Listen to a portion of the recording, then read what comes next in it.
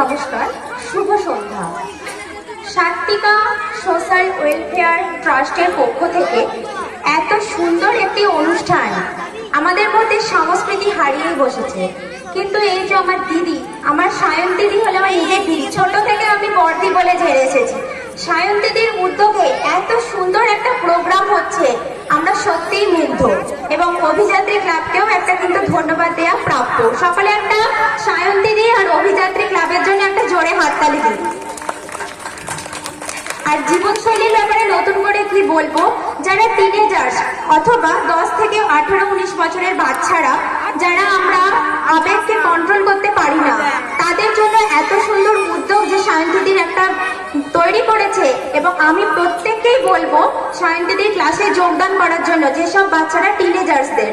এছাড়াও সূচনা ডান্স